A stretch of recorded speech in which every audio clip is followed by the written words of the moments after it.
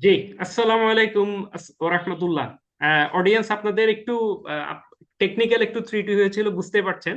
হুম, আলমগীর ভাই সাধারণত উনার সাথে আমার পরিচয়টা হয়েছে ক্লাসরুম সেশনে। হুম, উনি প্রতিদিনই প্রায় সপ্তাহে মিনিমাম দুটা ওনাদের ক্লাসরুম সেশন থাকে বিভিন্ন জায়গায় এই টপিকস গুলো নিয়েই, প্রাকৃতিক উপায় সুরক্ষা। আর আলমগীর ভাইয়ের সাথে আমার পরিচয়ের প্রথম কারণটা হচ্ছে আসলে কিছু সমস্যা নিয়ে আমিও গিয়েছিলাম, আমাদের পরিবারের সদস্যরাও গিয়েছিল, এখান থেকে ওনার সাথে পরিচয়। তারপর ওনাকে আমি রিকোয়েস্ট করলাম একটু, আমরা একটু সমাজ সচেতনতা টুকটাক কিছু কাজ করি, ওই পার্টে যদি একটু হেল্প করেন আর কি। তখন উনি রাজি হয়েছেন। উনি কিন্তু এখনো চেম্বারে, ওনার চেম্বারেই আছেন।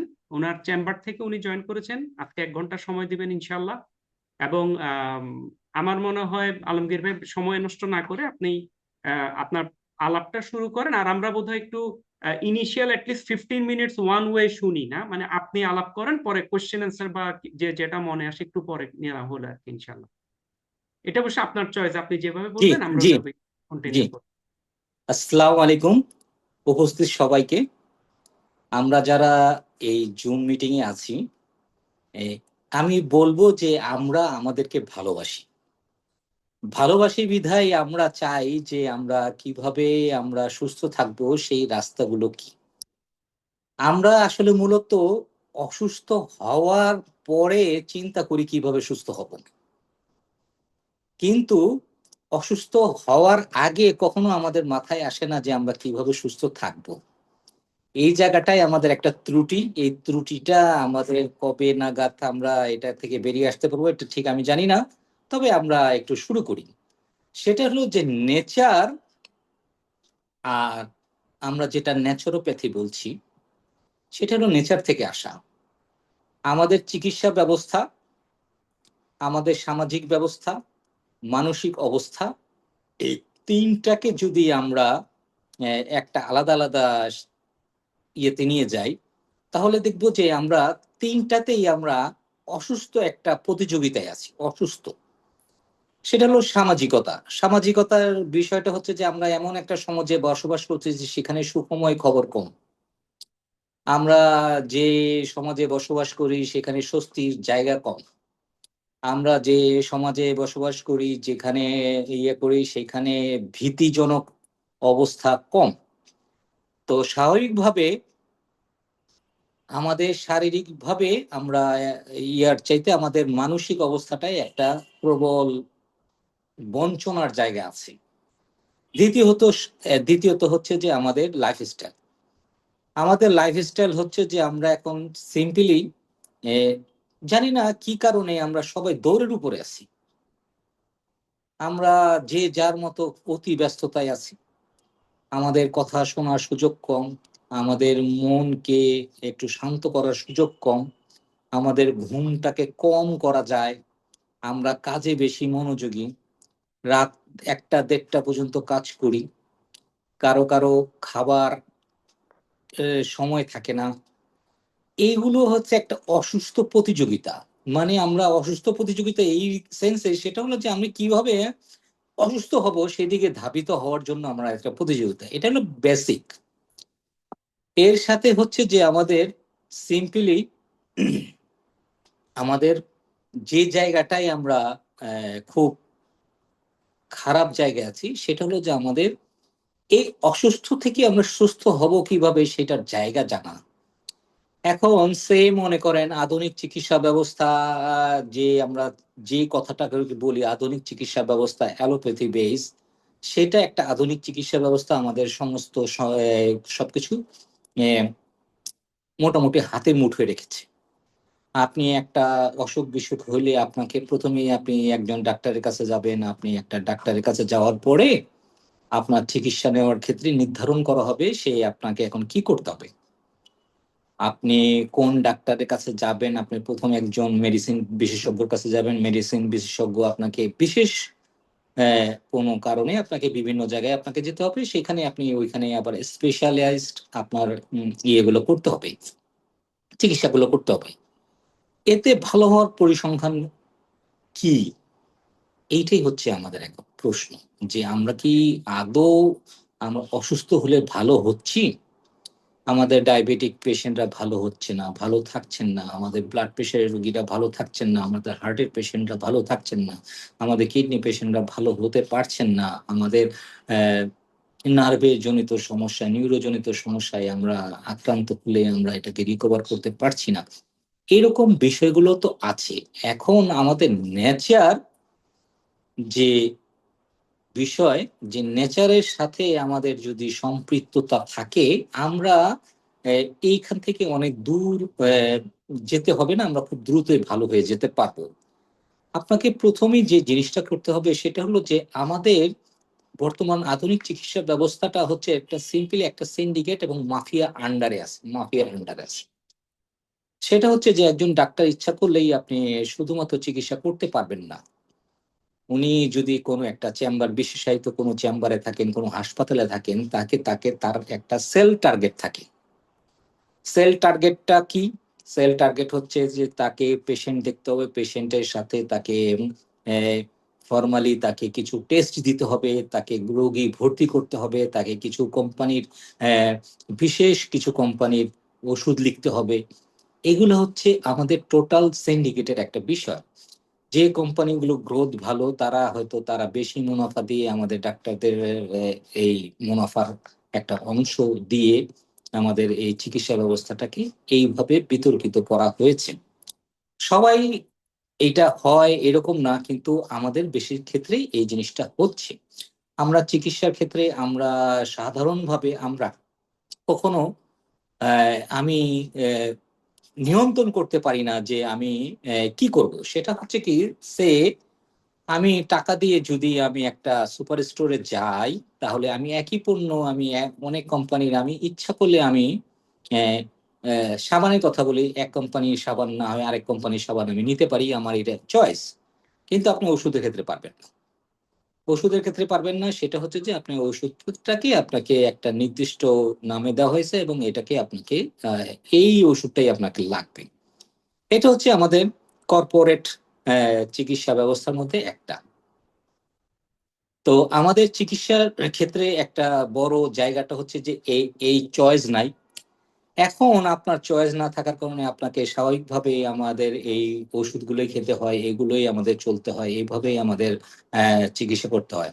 এখন দেখেন যে আমাদের নেচারের দিকে যদি তাকাই, যে আমাদের ন্যাচারোপ্যাথি বলি, আপনাদের বলি, নেচারের প্রাকৃতিক উপায়গুলো যদি বলি, তাহলে কিন্তু আমাদের শারীরিকভাবে সুস্থ থাকার রাস্তাগুলো আমরা পেয়ে যাব। প্রথম যে জিনিসটা দরকার সেটা হচ্ছে যে আমাকে বোঝার পিছনে প্রথম যে জিনিসটা হচ্ছে যে যদি আমি মনে করেন আমাদের লাইফস্টাইলের মধ্যে যে জিনিসটা হচ্ছে, আমাদের লাইফস্টাইলের মধ্যে কি আছে?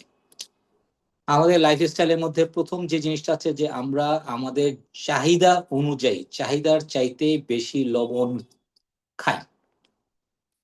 এখন আমার সারাদিনে লবণের চাহিদা হচ্ছে 5 গ্রাম, 4 থেকে 5 গ্রাম, কিন্তু আমি এই লবণ খাই 8 থেকে 10 গ্রাম।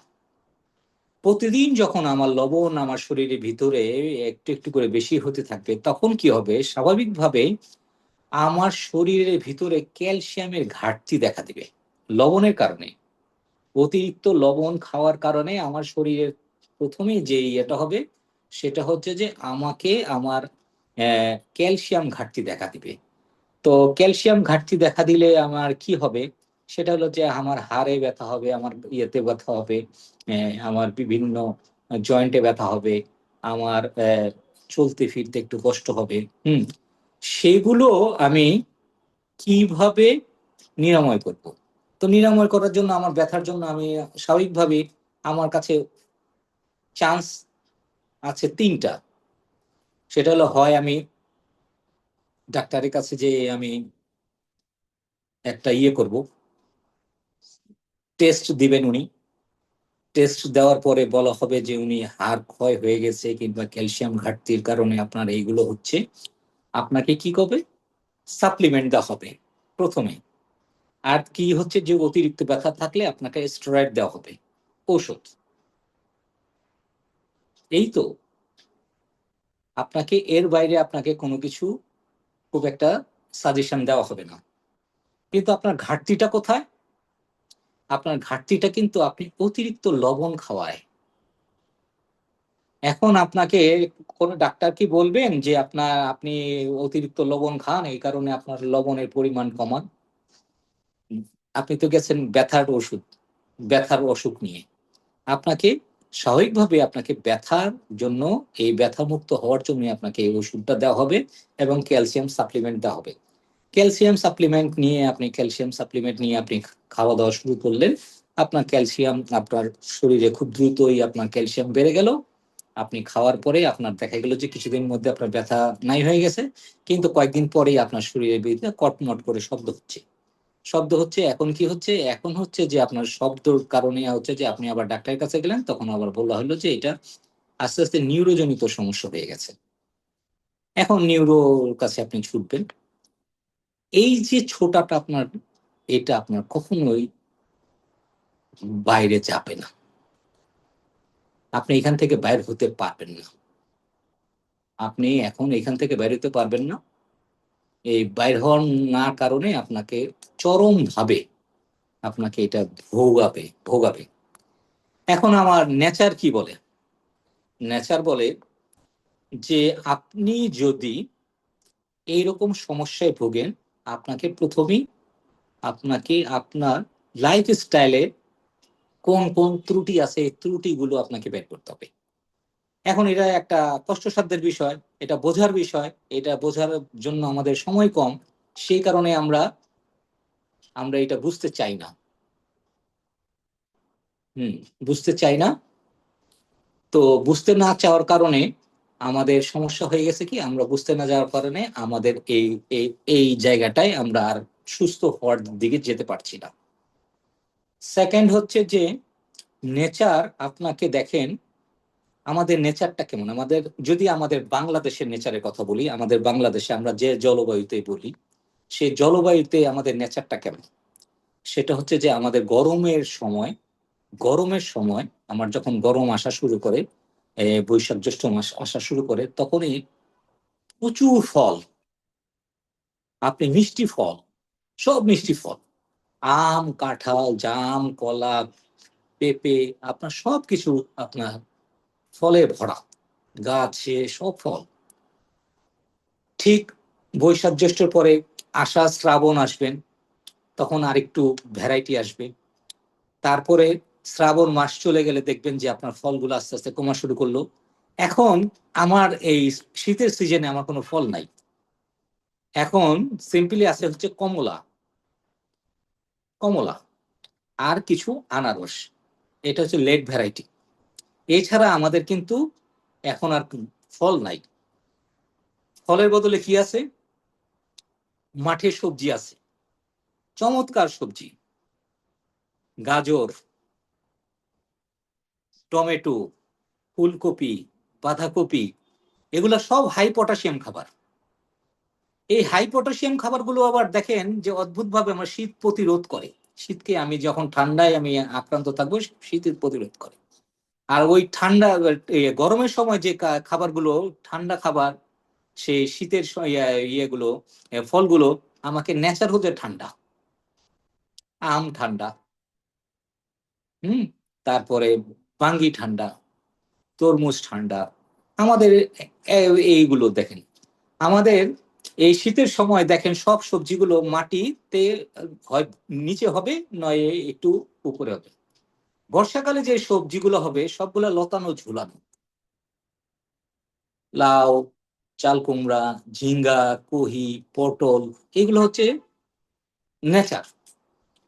তো আপনাকে ইন্ডিকেশন করছে যে আপনি আসলে কখন কি খাবেন, কখন কোনটা খাবেন। এইটার জন্য আপনাকে প্রথমে নেচারটাকে বোঝার জন্য আপনাকে এই জিনিসটা বুঝতে হবে যে আপনার কোন সময় কোনটা খাবেন, কোন সময় কোনটা খাবেন না। দেখেন, সুইজারল্যান্ডের মানুষের কাছে আপেল আছে, আঙ্গুর আছে, আমাদের দেশীয় কাঁঠাল নাই। সুইজারল্যান্ডের মানুষকে যদি আমি কাঁঠাল খাওয়াই দিই, তাহলে তার নিশ্চিত পেট খারাপ করবে। কিন্তু আমার দেশের মানুষ কাঁঠাল খেলে স্বস্তি, এনার্জেটিক, এগুলো থাকবে। তা এখন আমাকে নেচারটা বোঝার জন্য আমাকে জলবায়ুটাও বুঝতে হয়, যে আমার কোন জলবায়ুতে আমি থাকি, কোন জলবায়ুতে আমার খাবার। এখন আমরা আধুনিক হয়ে গেছি, আমাদের সবকিছু বিদেশি ফল টল অ্যাভেলেবেল পাওয়া যায়, আমরা সব সময় খেতে থাকি, কিন্তু আমাদের যে দেশীয় যে বিষয়গুলো, আমাদের তো এখন এমন একটা অবস্থা যে আমার বাচ্চা আমড়া খায় না, আমার বাচ্চা কামরাঙ্গা খায় না, আমার বাচ্চা আমলকি খায় না। এইরকম আমরা কথাগুলো বলি। বলার পিছনের বিষয়টা হচ্ছে যে আমাদের দেশীয় ফলটাকে আমরা খুব নিচে, মানে আহ, কম ইয়েতে দেখি। আপনি দেখবেন যে ফলের দোকানে আপেল, বিদেশি কমলা, আঙ্গুর খুব সুন্দর করে সাজানো সাজানো আছে। আর আম, যদি দেশীয় আম থাকে তাহলে একটা ঝুড়ির মধ্যে। আমাদের দেশীয় যত দামি খাবার, মানে নিউট্রিশনের দিক থেকে দামি ফল, সেগুলো হচ্ছে খুব অবহেলায় বিক্রি হয়। আপনি আমলকির দোকানে যান না, আপনি যে কোনো একটা আমলকি কিনতে যান, আমলকি দেখবেন যে একটা জায়গায় একটা ছোট্ট একটা ইয়ের মধ্যে পড়ে আছে। এইগুলো যে আমাদের শরীরের ভিতরে, আমাদের সমস্ত শরীরের ভিতরে যে যে নিউট্রিশন গুলো আমার লাগে, সেগুলোকে আমরা খুব অবহেলায় দেখি। এখন আমরা অবহেলার দেখার কারণে আমাদের শরীরের ভিতরে নানান রোগ শোক হচ্ছে, নানান কিছু বিষয় হচ্ছে। আমাদের যে চিকিৎসা ব্যবস্থার মধ্যে যেটা প্রথম যে জায়গাটায় আপনাকে প্রথমে, যে আপনি যে কোনো চিকিৎসা করার আগে, আপনাকে চিকিৎসা রোগ হওয়ার আগে আপনাকে প্রথম চিন্তা করতে হবে কোন কোন খাবার খেলে খেতে হবে। আমাদের, যদি সহজ করে আমি যদি বলি, আমাদের জীবনের সবচাইতে ধ্বংসাত্মক খাবার কয়েকটা আছে। তার মধ্যে এক নম্বর হচ্ছে চিনি। আমরা যে চিনি খাবারটা খাই, আমরা মিষ্টি খাবারগুলো খাই, সব চিনি দেওয়া একটা রিফাইন্ড সুগার দিয়ে খাই। এটা আমাদের ধ্বংসাত্মক খাবারের মধ্যে প্রধানতম একটা খাবার। সেকেন্ড ধ্বংসাত্মক খাবার হচ্ছে গমের তৈরি সব খাবার। গম, আটা ময়দার তৈরি সব খাবার। কেন? আমরা তো, ডাক্তার আমাদের বলে ডায়াবেটিক হলে যে আমাদের ভাতের বদলে রুটি খান, কার্বোহাইড্রেট একটু কম খান, এগুলো বলে না। আমরা তো ভেতো বাঙালি ছিলাম। আমাদের তিন বেলায়, আমাদের জাতিগত ভাবে আমাদের তিন বেলায় আমাদের ভাত খেয়ে আমাদের মানুষ বড় হয়েছে, বেঁচে উঠছে, সেগুলো। এখন কেন আমাদের এই সমস্যা হচ্ছে? আমাদের সমস্যা হওয়ার পিছনে চালটাকে রিফাইন করে ফেলেছি, মিহি করে ফেলেছি। চালের উপরে যে আবরণ ছিল, যেটার মধ্যে জিঙ্ক, ম্যাগনেসিয়াম এবং বিভিন্ন মিনারেল ছিল, এই মিনারেল গুলো আমরা ওইটা উপরে ফেলে দিয়ে আপনি ওইটাকে গরু এবং মুরগির খাবার বানিয়ে ফেলেছেন। গরু এবং মুরগি খেয়ে তরতাজা হয়ে যাচ্ছে, আর আপনি শুধু রিফাইন চালটা খেয়ে আপনি অসুস্থ হয়ে যাচ্ছেন। বুঝার বিষয়। তারপরে আছে কি, আমরা হচ্ছে সয়াবিন তেলের নামে একটা রিফাইন্ড অয়েল খাই। যে তেলটা আপনি খান, খুবই এটাকে উচ্চ তাপে এই তেলটা করা হয়। তো আপনি যখন তেলটাকে, আপনি যখন তাপে রাখবেন, আপনার হিট করবেন, তখন এটাকে ট্রান্স ফ্যাট তৈরি হয়ে যায়। ট্রান্স ফ্যাট যদি আমি রেগুলার খেতে থাকি, তাহলে আমার হার্টের অসুখ হয়। আমাদের এক সময়, যারা বয়স্ক আছেন তারা জানেন যে আমাদের এক সময় থাইরয়েডের জন্য ঘ্যাগ হইতো, মানে একটা গলগণ্ড রোগ হইতো। সেটার একটা মেজর কারণ বলা হয়েছিল যে আয়োডিনের অভাব। আয়োডিনের অভাবের কারণে এই গলগণ্ডটা হচ্ছে, এটা দেন। এখন আমাদের সব যে লবণ, সবগুলাতে সব কোম্পানিরা চ্যালেঞ্জ করে যে তাদের ইয়েতে আয়োডিন পর্যাপ্ত পরিমাণ, যেটা আমাদের মাত্রা সেটা দেওয়া আছে। কিন্তু ঘরে ঘরে থাইরয়েডের রোগী, ঘরে ঘরে থাইরয়েডের রোগী। কেন? আমাদের তো এই থাইরয়েড হওয়ার কথা না, কিন্তু আমরা এই থাইরয়েড আমরা কেন ঘরে ঘরে হচ্ছে? এই হওয়ার পিছনে মূল কারণটা হচ্ছে যে আমাদের টোটালি খাদ্য ব্যবস্থার ভিতরে এমন ভূত ঢুকেছে, যে ভূতগুলো আমরা বের করতে পারছি না। চালের সমস্যা, গমের সমস্যা মেজর, তেলের সমস্যা, চিনির সমস্যা, লবণের সমস্যা। আমার তো মূল খাবারগুলোর মধ্যে এইটাই তো বড় একটা জায়গা। তার মধ্যে হচ্ছে যে অন্যান্য সবজি ফল এগুলা তো বিষয়টা আলাদা। এগুলোতে আমরা এখন আমরা আসলে খাই কি? আমাদের একটা মানুষের, সাধারণ মানুষ, একজন মানুষ আমরা যদি খাই, সারাদিনে আমরা একটা মানুষ সারাদিনে খাই, আমাদের রান্না করা খাবার খাই হচ্ছে 95%। রান্না করা ছাড়া খাবার খাই 5%, মানে ফল মূল সালাদ। এগুলা সালাদ তো আমরা এখন আর অখাদ্য হয়ে গেছে, আমরা খাই না। তো আমরা এই কারণে কিন্তু আমাদের খাদ্য ব্যবস্থা, টোটালি আমাদের খাদ্য ব্যবস্থার মধ্যে একটা হ্যাঁ, অসচেতন এবং ভোগ এবং মজার একটা বিষয় চলে আসছে। সেটা আপনার মজা করে খেতে পছন্দ করি,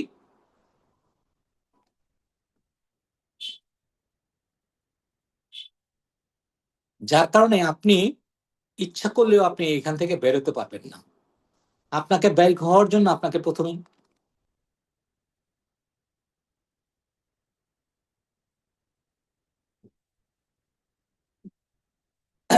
আপনাকে খুব প্রাণপণ চেষ্টা করতে হবে আপনার সুস্থতার জন্য। এখন আমাদের বাচ্চারা একটা অধিক ওজনে আছি, আমরা বাচ্চারা একটা, বাচ্চাদের ওয়েট বেড়ে যাচ্ছে, বাচ্চারা খুব একটা খেলাধুলা করে না, স্পোর্টিং না, তারা, তাদের ঘুম কম হয়, তারা রাত অবধি আমাদের ডিভাইসে আসক্ত, রাত অবধি তারা পৃথিবীর গ্রহ নক্ষত্র থেকে নিয়ে শুরু করে ওর বারাক ওবামা থেকে শুরু করে সব খবর তাদের কাছে আছে, কিন্তু নিজের দেহের খবরটা তার কাছে নাই। নিজের যে দেহটা, আমি যে সুস্থ থাকবো সেটাতে, আমাদের সুস্থতার জন্য প্রথমে যে জিনিসটা আমরা প্রথমে টের পাই সেটা হচ্ছে যে বাচ্চার অ্যালার্জি। হিউজ পরিমাণ বাচ্চাদের অ্যালার্জি। এই অ্যালার্জির কারণে আমরা টের পাই, অ্যালার্জির কারণে আমরা খুব আহ অতিষ্ঠ হয়ে গেছি। বাচ্চারা চুলকানি হচ্ছে, ফুসকুড়ি হচ্ছে, এগুলো হচ্ছে। আমরা এখন ডাক্তারের পরে ডাক্তার আমরা ঘুরছি। আমরা আহ কিছু সমাধান হলে হতে পারে, কিছু বেশি ক্ষেত্রে হচ্ছে না। এই যে হচ্ছে না, এটার পিছনে কিন্তু ডায়েট, খাবার, আমার প্রাকৃতিক নিয়মটাকে না বোঝা। তো আপনারা যারা আমার কথাগুলো শুনছেন, আমি বেশ কিছু প্রশ্ন পেয়েছি এর মধ্যে। সাজ্জাদ ভাইকে বলবো এখন একটু কথা বলার জন্য। আম, মানে স্যার কি প্রশ্ন উত্তর নিয়ে কিছু অ্যান্সার করতে চাচ্ছেন এখন? জি জি জি জি জি জি জি। আচ্ছা, তাহলে এখানে প্রথম যিনি কোশ্চেন, এটা অবশ্য আমি, ওটা উনি লিখেছেন সৈয়দ লোকমান হোসেন ভাই। স্যার আইবিডি এর চিকিৎসা নিয়ে স্পেসিফিক বলবেন। উনি কি আচ্ছা, আইবিডি নাকি আইবিএস? আইবিডি একটা, আইবিএস একটা। হ্যাঁ, আচ্ছা। এটার মূল বিষয়টা, এটা আমি এটা নিয়ে একটু কথা বলি। এটা যে হজমজনিত সমস্যা, সেটা হচ্ছে যে আমার পেটের ভিতরে দুই ধরনের মাইক্রোবায়োম আছে, একটা গুড ব্যাকটেরিয়া, একটা ব্যাড ব্যাকটেরিয়া। গুড ব্যাকটেরিয়া কমে গেছে, ব্যাড ব্যাকটেরিয়া বেড়ে গেছে। এবং আইবিডি যাদের থাকে তাদের মেন্টালি তাদের এই সমস্যাটা মাথায় গেঁথে যায়, মাথায় গেঁথে যায়।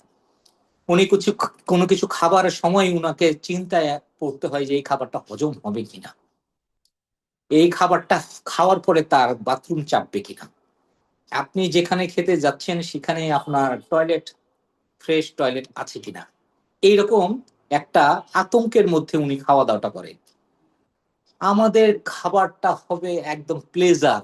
আমি যখন খাবার খাবো তখন আমার খাবারটা হইতে হবে একদম প্লেজার। আমি মনের স্বস্তি নিয়ে, আনন্দের সাথে আমি সময় নিয়ে, আমি স্বস্তি নিয়ে মজা করে খাবো। আমার খাওয়ার পরে যখন আমার মন থেকে গান বেরোবে, শীষ বেরোবে, তখন বলবো যে ওকে, এই খাবারটা ঠিক আছে। আর যখনই আপনি খাওয়ার পরে আপনি অ্যান্টাসিড জাতের ওষুধ খুঁজেন, আপনার পেটটা ফুলে যায়, তখনই আপনি বুঝতে পারবেন যে আপনার খাবারটা ঠিক নাই। হয় আপনি অতিরিক্ত খেয়েছেন, কিংবা আপনি খাবারটা ঠিক প্রপার হয়ে খাননি। আমাদের খাবারের মধ্যে একটা ত্রুটি আছে, যে চমৎকার একটা ত্রুটি আছে, এই ত্রুটিটা আমরা সারা জীবন করে আসছি এবং আমরা সারা জীবনই আমরা করব। সেটা হচ্ছে যে আমরা খাবার সময় কখনো আমরা আহ, আলাদা আলাদা করে খাই না। যেমন একটা রেস্টুরেন্টে গেলে আমরা প্রথমে একটু স্যুপ খাই, তারপরে একটু ফ্রাই খাই, তারপরে চিপস খাই, অন্তন খাই, এইভাবে খেয়ে একটা ফ্রাইড রাইস খাই। আমরা দেখা গেল যে আমরা আধা ঘন্টায় আমরা 4-5 ধরনের খাবার খেয়ে ফেলেছি। কিন্তু আমি যখন এটা ভাতের বেলায় বাড়িতে খাই, 5 মিনিটের মধ্যে ঘপ ঘপ করে খেয়ে ফেলি। এইটা হচ্ছে আমাদের ত্রুটির জায়গায়। আপনাকে খেতে হবে খুব ধীরে ধীরে এবং স্বস্তির সাথে, আনন্দের সাথে। আমরা হচ্ছে যে 5 মিনিট তো বেশি হয়ে যায়, আমরা 5 মিনিটের মধ্যে খুব দ্রুত খেয়ে ফেলি। খাওয়ার মধ্যে আমার হজম শক্তির মধ্যে দুইটা জিনিস আছে, একটা হচ্ছে মুখের স্লাইভা আর একটা হাইড্রোক্লোরিক অ্যাসিড। হাইড্রোক্লোরিক অ্যাসিড হচ্ছে আমাকে প্রোটিন গালানোর জন্য উপযুক্ত, আর মুখের স্লাইভা হচ্ছে আমাকে ভাত সবজি এগুলাকে হজম করানোর জন্য কাজ করে। এখন আমরা কোনো খাবারটাকে আমরা বেশি সময় রাখি না, আমরা অনেকে তো গিলেই খেয়ে ফেলি। এই জায়গায় হচ্ছে যে যত আইবিএস আইবিডি রোগীর একটা বড় দেখবেন, তারা দেখবেন যে ফাস্ট ইটার, তারা খুব দ্রুত খায়, কিংবা দ্রুত খাওয়ার অভ্যাস আছে, কিংবা খাওয়ার সাথে মনোসংযোগের একটা ঘাটতি আছে। এইটা হচ্ছে প্রথম বিষয়। সেকেন্ড হচ্ছে যে ওনার পেটের ভিতরে প্রোবায়োটিক্স এর একটা চরম ঘাটতি তৈরি হয়ে গেছে। এখন আপনাকে প্রোবায়োটিক্সটাকে মানে নিউট্রাল করতে হবে, কিংবা আপনাকে বাড়াইতে হবে। এখন আপনি প্রোবায়োটিক্স আপনি সাপ্লিমেন্ট হিসেবে প্রোবায়োটিক্সও খেতে পারেন। আর ন্যাচারাল প্রোবায়োটিক্স হচ্ছে, সবচেয়ে ন্যাচারাল প্রোবায়োটিক্স হচ্ছে পান্তা ভাত। আমাদের আইবিডি আইবিএস যারা আছেন তাদেরকে বলবো যে সকালের নাস্তায়, শীতের দিনে একটু সমস্যা হবে, শীতের পরে আপনি এটা করতে পারবেন, শীতের দিনে অনেকের ঠান্ডা লেগে যেতে পারে। তো আমি বলবো যে সবচেয়ে ভালো হবে আপনি সকালের নাস্তায় আপনি 1 বাটি পান্তা ভাত খান, 1 বাটি পান্তা ভাত খান। এই 1 বাটি পান্তা ভাত খেলে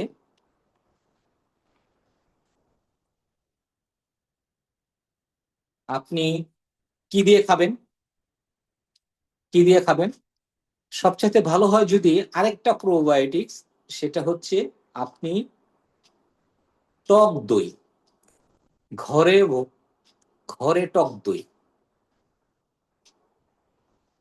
ঘরে বানানো টক দই, যে টক দইটা আপনি গতকালকে বানিয়েছেন আজকে খাবেন, এটা হচ্ছে ফার্স্ট প্রায়োরিটি। আপনাকে টক দই আপনাকে এইভাবে খেতে হবে, এটা খেলে আপনি ইয়েটা পারবেন। আর একটা জিনিস হচ্ছে কাঁচকলার ভর্তা। কাঁচকলার ভর্তা যদি আপনি খেতে পারেন, তাহলে আপনার পেটের ভিতরে যে ইন্টেস্টাইন থেকে যে আপনার লার্জ ইন্টেস্টাইনের মলগুলো আসছে, সেগুলো হচ্ছে যে থেকে থেকে আসছে, এটা কখনো একসাথে বেরোয় না, আপনাকে এক করার জন্য কাজ করবে। আর আইবিএস এর সবচেয়ে ভালো ওষুধ হচ্ছে, আরেকটা ওষুধ হচ্ছে বেল। আমরা যেটা বেল বলি, কদবেল না, বেল, বেলটা বলি। এটা শীতের সময় এটা পাবেন না, আপনি গরমের সময় আপনি পাবেন। শীতের সময় শুকনো বেল পাওয়া যায়, এই বেলটা আপনি সংগ্রহ করে খেতে পারেন। যাদের আইবিএস আছে তাদেরকে বলবো যে বেল খেতে। আইবিএস এর আবার দুইটা ধরন আছে, কারো কনস্টিপেশন হয়, কারো আবার আহ, আহ, একটু লুজ মোশন হয়। ডায়রিয়া। না, ডায়রিয়া না, লুজ মোশন হুম। হয়। ডায়রিয়া হয় এবং ওটাতে প্রচুর মিউকাস হয়। যাদের মিউকাস হয় তাদের তাদেরকে এই মিউকাসকে নিউট্রালাইজ করার জন্য একটা জিনিস খেতে হয়, সেটা হলো খাওয়ার পরে একটা করে এলাচি। সিম্পল একটা করে খাবার পরে একটা এলাচি। এলাচি একটা খুব ভালো বিষয়, সেটা আপনি এটা আহ, খুব ভালো। সাজ্জাদ ভাই সেকেন্ড। জি, সেকেন্ড কোশ্চেন হচ্ছে আব্দুল হাফেজ ভাই, উনি আসলে দুটো কোশ্চেন করেছে। একটা হচ্ছে, একটা বোধহয় জেনেরিক, উনি পাইলস নিয়ে কথা বলবেন একটা লাইন লিখেছে, আর একটা হচ্ছে থাইরয়েড। আচ্ছা, পাইলসের জন্য সবচেয়ে বড় ব্যাপারটা হচ্ছে পাইলস যাদের হয়ে গেছে হ্যাঁ, পাইলস যাদের হয়ে গেছে তাদের একটা বড় কারণ হচ্ছে কনস্টিপেশন। কনস্টিপেশন এখন বাংলাদেশের জাতীয় রোগের মধ্যে একটা, পেট কষা।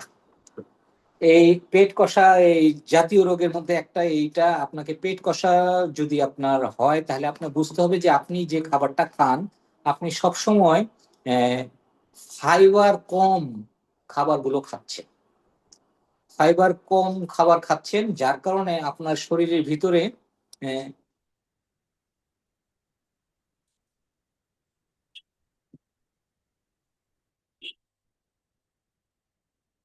ফাইবার ফাইবার কম থাকার কারণে আমাদের শরীরের ভিতরে নানান ধরনের প্রবলেম হচ্ছে। এই প্রবলেমগুলো একটা বড় ইস্যু হচ্ছে যে কনস্টিপেশন। কনস্টিপেশন আপনি দীর্ঘ সময় যদি আপনি কনস্টিপেশন হতে থাকে তখন আপনি কনস্টিপেশনের কারণে আপনি আহ, একটা সময় আপনার পাইলস হওয়া শুরু করবে, অ্যানাল ফিসার হওয়া শুরু করবে। এইগুলো হচ্ছে আপনার পায়ুপথের রোগ। এইটার থেকে আপনি মুক্ত পাওয়ার জন্য সবচেয়ে বাংলাদেশে আমাদের আবহাওয়ায় সবচেয়ে ভালো জিনিসটা হচ্ছে যে তুলসী বীজ। আপনি তুলসী বীজ জোগাড় করবেন।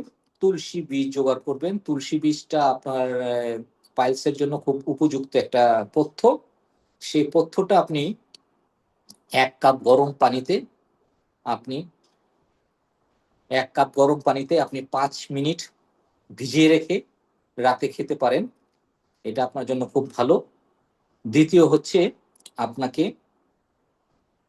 খাবারের মধ্যে অবশ্যই কোনো ফাইবার, সবসময় আপনাকে কিছু সালাদ খাওয়ার একটা অভ্যাস করতে হবে।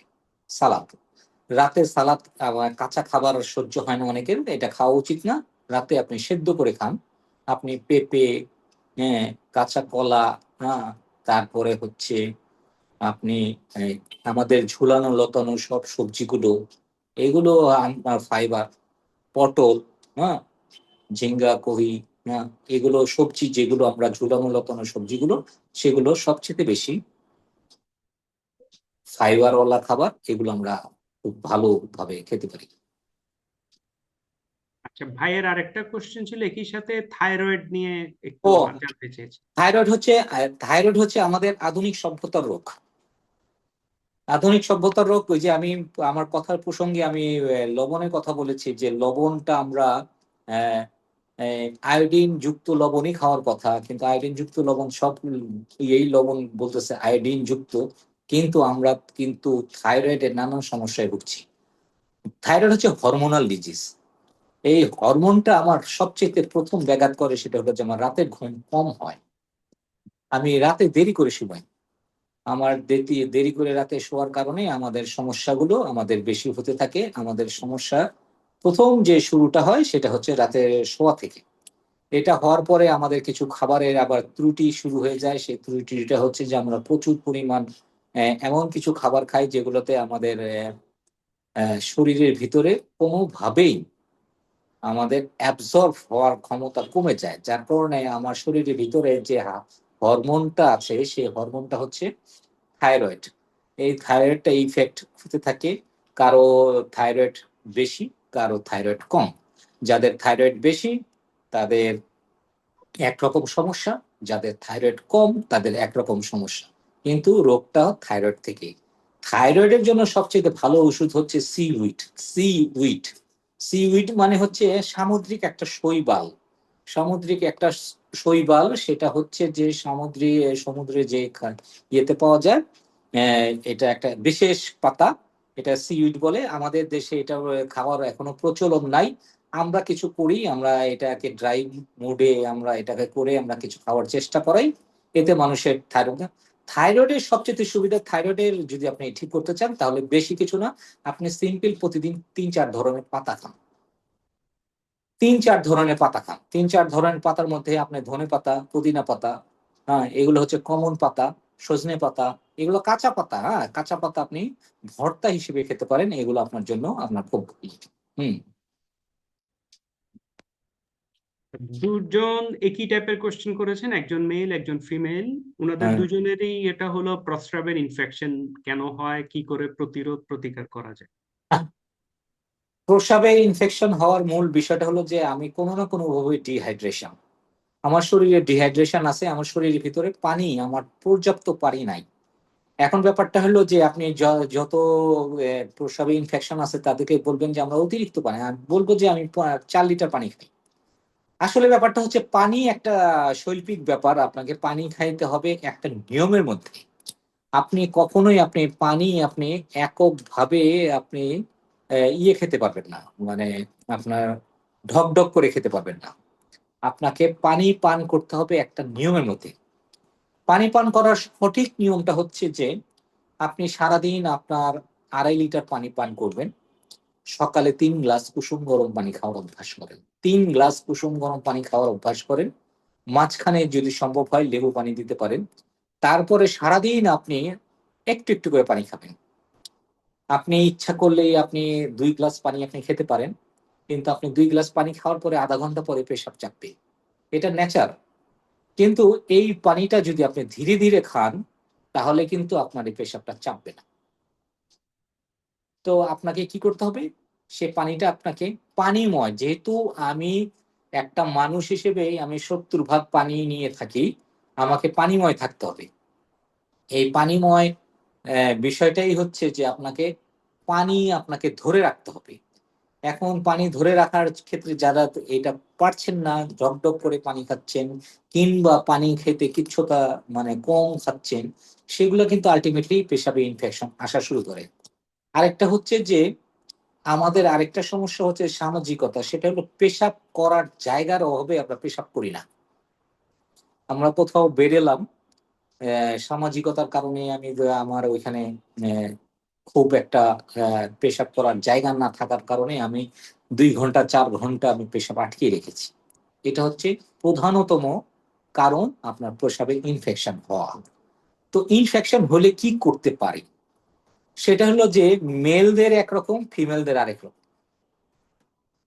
মেলদের হচ্ছে যারা পুরুষ আছেন তাদের যদি পেশাবে ইনফেকশন হয় তাদের তার কোনো না কোনো ভাবে পানি খাইতে হবে। পানির সাথে আপনাকে যেটা খেতে হবে তাল মিশ্রি। তাল মিশ্রি, তাল মিস্ত্রি আপনি ভালো একটা তাল মিস্ত্রি জোগাড় করেন, আপনি তাল মিস্ত্রি খাওয়া শুরু করেন। আস্তে আস্তে আপনার এই পেশাবে ইনফেকশনটা কমতে থাকবে। আর ফিমেলদের হচ্ছে যে আরেকটা, ফিমেল যারা আছেন, মহিলারা আছেন, যারা মারা আছেন, তাদেরকে হচ্ছে নিম পাতা ব্যবহার। 2 লিটার পানিতে আপনি যদি একটু নিম পাতা জাল দিয়ে জাল দিয়ে রাখেন, তারপর যখন নিম পাতাটা সবুজ রং হয়ে যাবে, সবুজ রং হয়ে গেলে আপনি পাতাটা ফেলে দেন। পাতাটা ফেলে দিয়ে ওইটা আপনি আহ, আপনার পেশাবের রাস্তায় ব্যবহার করতে হবে। আপনি সারাদিনে 3 থেকে 4 বার আপনি এইটা ব্যবহার করেন, 1 সপ্তাহ করেন, দেখবেন যে আপনার ইনফেকশন গুলো কমে যাচ্ছে। আর সবচেয়ে ভালো ওষুধ হচ্ছে একটা পাতা, সেই পাতাটা আমরা এখন ঢাকার মানুষ তো পাবোই না, গ্রামেও এখন নাই। সেই পাতাটার নাম হচ্ছে বিচুটি পাতা, কিংবা কোথাও চোত্রা পাতা বলে, বিচুটি কিংবা চোত্রা পাতা বলে। আমরা ছোটবেলায় মনে আছে কিনা আমাদের বয়সে যারা থাকেন তাহলে হয়তো জানতে পারবেন, সেটা হচ্ছে যে আমরা আহ, ছোটবেলায় একটা পাতাকে নিয়ে খুব মশকরা করতাম, এই পাতাটা লাগিয়ে দিলে খুব চুলকাতো। এটাকে কোথাও বিছুটি পাতা বলে, কোথাও চোত্রা পাতা বলে। এইটা হচ্ছে ইংলিশে বলে এটাকে nettle leaf. Nettle leaf, nettle leaf. এই নেটেল লিফ আপনি যদি জোগাড় করতে পারেন, আপনি বেশি না, আপনার 4-5 দিন আপনি এই পাতা 2টা করে পাতা, মাত্র 2টা পাতা চায়ের মতো একটা কাপে চায় দিয়ে জাল দেন, জাল দেওয়ার পরে একটু রং আসলে তারপর খান, দেখবেন অদ্ভুত ভাবে আপনার এই ইয়েটা চলে গেছে, আপনার ইনফেকশনটা কমে যাবে। ইনফেকশন হওয়ার ক্ষেত্রে প্রথমে আপনাকে খেয়াল রাখতে হবে ইনফেকশন হওয়ার রাস্তাটা বন্ধ করতে হবে। যে অভ্যাসের কারণে আমার ইনফেকশনটা হয়েছে সেই অভ্যাসটা আমাকে চেঞ্জ করতে হবে। ধন্যবাদ। আচ্ছা, স্যার আরো আমি কিছু কোয়েশ্চেন। একটু সরি, এটার সাথে রিলেটেড আমি ফারজানা থেকে একটু জিজ্ঞেস করতে চাচ্ছি স্যারের কাছে, যে হুম। অনেক সময় বলে যে বাথরুম যদি পরিষ্কার পরিচ্ছন্ন না থাকে ওইটা থেকেও কি ইনফেকশন ছড়াতে পারে? হ্যাঁ, এটা এটা এটা হতে পারে, এটা এটা এটা এটার সামগ্রিক ভাবে, কিন্তু ইউরিন ইনফেকশন একমাত্র ব্যাপার তা না। জি, বাথরুম অবশ্যই পরিষ্কার থাকতে হবে, এটা তো আহ, মানে ম্যান্ডেটরি। ম্যান্ডেটরি। আচ্ছা, একজন কোশ্চেন করলেন, চিনির বদলে লাল চিনি বা আখের গুড় খাওয়া কি স্বাস্থ্যকর? আচ্ছা, আসলে চিনির পরিবর্তে গুড় খাওয়া খুবই ভালো জিনিস, যদি গুড়টা গুড় থাকে, গুড়টা গুড় গুড় তো থাকে। থাকে না, হ্যাঁ, এটাই গুড়টা বিষয়। এখন ব্যাপারটা হচ্ছে যে আপনি যদি গুড়ের মানে বেশ যেমন এমন দেখেন, মজার বিষয় আমাদের নেচার কিরকম সুন্দর একটা বিষয়, সেটা হচ্ছে যে আমরা শীতের সময় গুড় খুঁজি, গরমের সময় কিন্তু গুড় খুঁজি না। এই সময় আমরা গুড় খুঁজি, শীতের সময় পিঠা পিঠা খেতে হবে। অদ্ভুত ব্যাপার যে এই সময় আমাদের শরীরে পানি কম, মানে পানি কম, আমরা পানি কম খাই। তো আমার শরীরের ভিতরে পানি ঘাটতি থাকে, পানি ঘাটতি পূরণ করার জন্য গুড় খুব উত্তম একটা পথ্য।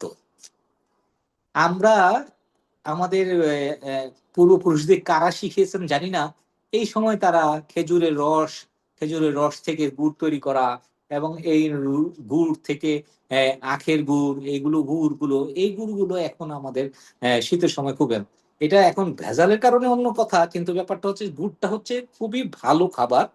এবং ডায়াবেটিকের জন্য বেশি ভালো কিছু না, ডায়াবেটিক পেশেন্টদের জন্য গুড় আর চিনির মধ্যে খুব একটা পার্থক্য নাই। কিন্তু হজম শক্তি, ডিহাইড্রেশন কমানো, এবং হাড়, বিশেষ করে যারা অস্টিও আর্থারাইটিস এগুলো বিভিন্ন হাড়জনিত সমস্যায় ভুগছেন, তাদের জন্য কিন্তু গুড় খুব ভালো।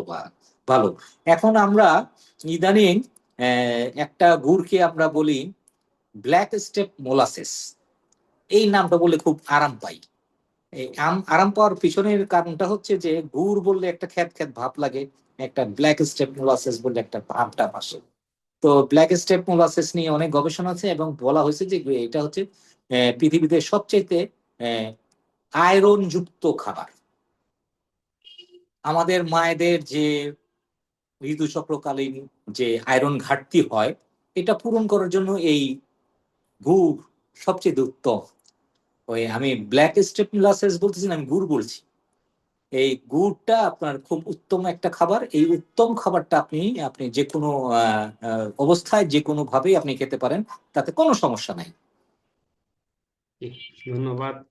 আচ্ছা, এখানে আসলে কোশ্চেন গুলো অনেক ভ্যারাইটিসে চলে আসছে, সবগুলো বলতে গেলেও তবুও ধরেন দুই একটা যদি এক লাইন হলো একটু বলেন। 8টা 20 বাজে, আপনার 8:30টায় শেষ করতে হবে আমার মনে আছে। একজন রাশেদ ভাই জানতে চাইলেন ডায়াবেটিস ও উচ্চ রক্তচাপ নিয়ে একটু আলাপ করবেন। আমি একটু বলে দিই, তাহলে আপনি হয়তো জেনেরিক একটা প্রশ্নে দুই একটা মানে খাবার নিয়ে জানতে চাচ্ছে মেইনলি অনেকেই। একটা জানতে চাচ্ছি ইউরিক অ্যাসিড, সিরাম ক্রিয়েটিনিন রোগীদের খাবার, হুম। আহ, এই দুটো। তারপরে হলো ইউরিক অ্যাসিড 2-3 জন নিয়ে কোশ্চেন করেছেন। আরেকজন থার্ড হচ্ছে মুখের ঘা, ওরাল হুম। লাইকেন প্লানাস, যা একটা অটো ইমিউন ডিজিজ, প্রাকৃতিক হুম। উপায়ে কোনো সমাধান আছে কিনা। জি, আমি প্রথমটা নিয়ে বলি, ইউরিক অ্যাসিড। আপনাদের সবার জ্ঞাতার্থে আমি জানাই, সেটা হলো আমার আহ, একটা ইউটিউব চ্যানেল আছে। ইউটিউব চ্যানেলের নাম হচ্ছে আলমগীর আলম। আপনাদের যারা এই রকম প্রশ্ন করছেন, এই প্রশ্নগুলোর উত্তর আপনার ওই ভিডিওগুলোতে পাবেন। যারা ইউরিক অ্যাসিডে ভুগছেন, ইউরিক অ্যাসিডের জন্য সবচেয়ে উত্তম পথ্য হচ্ছে তেজপাতা। আপনি 2 লিটার পানি নেন, 10-12টা তেজপাতা দিয়ে জাল দেন, জাল দেওয়ার পর হালকা রং আসার পরেই আপনি এই পাতাগুলো ফেলে দিয়ে আপনি পানিগুলো আপনি একটা কাচের বোতলে রেখে দেন। এই কাচের বোতলে আপনি 8-10 দিন রাখতে পারবেন। এই কাচের বোতল থেকে ডেইলি 2 কাপ করে পানি খাবেন, সকালে একবার, রাতে একবার। এই হচ্ছে আপনার ইউরিক অ্যাসিডের ঔষধ। এইটা যদি আপনি খান, আপনার যারা ফেগুস্টার খাচ্ছেন তাদের ফেগুস্টার লাগবে না। যাদের কিডনি সমস্যার কারণেও অনেকের ইউরিক অ্যাসিড যদি বেড়ে থাকে, ইউরিক অ্যাসিডটা আপনাকে কমবে। আর কিডনির স্পেশাল বিষয়টা হচ্ছে কিডনি রোগী প্রতিটাই আলাদা। কারো ব্লাড প্রেশার থেকে হয়েছে, কারো লাইফস্টাইল থেকে হয়েছে, কাদের খাবারের মাধ্যমে হয়েছে, কারো ঔষধের দ্বারা হয়েছে। এখন তো ম্যাক্সিমাম হচ্ছে ঔষধের কারণে হয়েছে। এই কারণে আমরা এই জায়গাটায় আমরা বলি যে কিডনি সমস্যার নেচার বলছে যে কিডনি সমস্যার সমাধান হবে, সেটা আমার সাথে সরাসরি দেখা করতে পারলে আমরা স্পেসিফিক কারণ ধরে আমরা যদি আমরা যে করি, আমি চেম্বার করি, আমি চেম্বারের মধ্যে থাকি, আমার চেম্বারের মধ্যে আমাদের পেশেন্টরা যারা আসে তাদেরকে তাদের সব কথাগুলো শুনি, শোনার পরে আমরা কিছু খাবারের কথা বলি, কিছু খাবার খাবার খেতে দেই, কিছু খাবার সাপ্লিমেন্ট হিসেবে দেই। আর আমরা কিছু আকুপ্রেশার করতে বলি। আকুপ্রেশারটা হচ্ছে যে একটা একটা পদ্ধতি, যে পদ্ধতিতে আপনি চাপ দিলে আস্তে আস্তে আপনার শরীরের ভিতরে একটা বায়োইলেকট্রিসিটি জেনারেট হয়। এই বায়োইলেকট্রিসিটির দ্বারা আপনি আপনার বডির অনেক কিছু নিয়ন্ত্রণ করতে পারেন। এটা হলো ইউরিক অ্যাসিডের জন্য গেল। আরেকটা আরেকটা জিনিস, আরেকটা কি ছিল সাজ্জাদ ভাই? এখানে আসলে অনেক কোশ্চেন, ডায়াবেটিস নিয়েও বলছে, ও হ্যাঁ, উচ্চ রক্তচাপ আসলে বলছে। ব্যাপারটা হচ্ছে ডায়াবেটিক্স, ব্লাড প্রেশারটা এটা হচ্ছে একটা সামগ্রিক ব্যাপার। এইটা নিয়ে আসলে এটা আলাদা সেশন, এটা খুব চট করে হবে না, এটা 1-2 মিনিটের আলাপ না।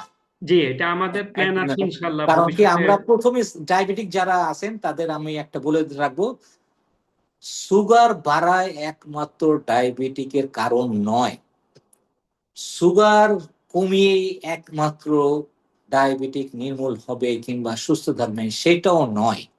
এই জিনিসটা আপনার মাথায় রাখতে হবে। আপনি শুধু সুগার নিয়ে চিন্তা করবেন না, চিন্তা করেন আপনার সুগারের বাইরে আর ইনসুলিন রেজিস্ট্যান্স নিয়ে, আপনার শরীরের ভিতরে ইনসুলিন রেজিস্ট্যান্স আছে কিনা সেটা নিয়ে আপনি প্রথম ভাবনা চিন্তা করেন। আর সুগার বেশি থাকলে আপনি নিয়ন্ত্রণ করতে হবে কার্বোহাইড্রেট, কার্ব আপনাকে কমাইতে হবে, চিনি তো আপনাকে খাওয়াই যাবে না, এগুলো আপনাকে খাবারে কিছু নিয়ন্ত্রণ আপনাকে আনতে হবে। আর ব্লাড প্রেশার রোগীদের জন্য আমি একটা সহজ, যারা আমার ভিডিও দেখছেন তাদেরকে আমি একটা টিপস দিয়ে দিই, যারা ব্লাড প্রেশারে ভুগছেন তারা সিম্পলি এই যে বুড়ো আঙ্গুলটা দেখছেন, এই বুড়ো আঙ্গুলটা আপনার কোনো কিছু বোঝার দরকার নেই, আপনি 5 মিনিট ধরে এই আঙ্গুলটা চাপবেন, 5 মিনিট এই আঙ্গুলটা চাপবেন। আপনি দুইটা আঙ্গুলেই আপনি 5 মিনিট 5 মিনিট 10টা করে চাপ দেবেন আর চোখ বন্ধ করে বসে থাকবেন, দেখবেন যে অদ্ভুত ভাবে আপনার ব্লাড প্রেশার 20 কমে যাবে। আবার এই 120 আছে সেটার জন্য 120 কমে যাবে তা না, কিন্তু যাদের প্রেশারটা বাড়া আছে, যাদের বাড়া আছে তাদের দেখবেন যে বাড়া অদ্ভুত থাকবে। ভাবে কমে যাবে। অদ্ভুত ভাবে স্বস্তি পাবেন। এইটা সারাদিনে 2বার ব্যবহার করবেন, এই 2বার ব্যবহার করলে আপনি দেখবেন যে আপনার শরীরের ভিতরে এক ধরনের স্বস্তি আসছে। আপনি যদি খাবার দাবারে কিছু নিয়ম আপনি মেনে চলতে পারেন তাহলে আপনি এই ব্লাড প্রেশারের এই সমস্যার সমাধান আপনি নিজে নিজেই করতে পারবেন, ব্লাড প্রেশারের ওষুধ থেকেও বেরোতে পারবেন। ইনশাআল্লাহ। হ্যাঁ আচ্ছা, জি। আরেকটা লাস্ট কোশ্চেন দিয়ে আমি শেষ করে দিই আজকের মতো। আমাদের অনেক কোশ্চেন, কিন্তু ওই যে যেটা আপনি বললেন অনেক হ্যাঁ কোশ্চেন আছে যেগুলো আসলে ফুল সেশন দরকার, কিন্তু হ্যাঁ। একটা কমন কোশ্চেন আমি পেলাম, প্রায় 5 জন করেছেন। এটা হচ্ছে আচ্ছা বায়ুর সমস্যা, অজু রাখতে পারছে না বা ও কোটায়, আচ্ছা আচ্ছা একদম 5 জন 5টা কোশ্চেন এসছে কি টপিক্সে। আচ্ছা আচ্ছা আচ্ছা, সেটা হচ্ছে যে বায়ুজনিত বিষয়টা হচ্ছে যে পেট ফুলে যাওয়া, আমার পেটে অ্যাসিডিটি হচ্ছে, প্রচুর পরিমাণ আমার বায়ু তৈরি হচ্ছে, বায়ু আমাকে কোনো না কোনো ভাবে পাস করতেই হবে। হুম। এটা হওয়ার পিছনে মূল বিষয়টা হচ্ছে যে চিনি এবং গম। আমি এই দুইটা খাবারকে এটা প্রথম মনে করি যে এটা কালপিট। এইটা আপনি আস্তে আস্তে ছেড়ে দিবেন, 1 নাম্বার। 2 নাম্বার হচ্ছে যে আপনি বায়ুটাকে রোধ করার জন্য আপনাকে প্রথমে হচ্ছে যে খাবারের পরে আপনি যেটা খাবেন সেটা হচ্ছে খাওয়ার পরে আপনি খাওয়ার আধা ঘন্টা পরে 1 কাপ পানি নেবেন, 1 ইঞ্চি পরিমাণ আদা ছেঁচে খাওয়ার অভ্যাস করেন। কিছুদিন পরে আপনার অ্যাসিডিটি কমে যাবে। আর এই অ্যাসিডিটি কমে গেলেই আপনার দেখবেন যে আপনার শরীরটা আস্তে আস্তে করে বায়ু চাপটা কমে যাবে। আর যারা বায়ু সংক্রান্ত একটু সিরিয়াস অবস্থায় আছেন তাদের বলবো সোডিয়াম বাইকার্বনেট। আপনি সকাল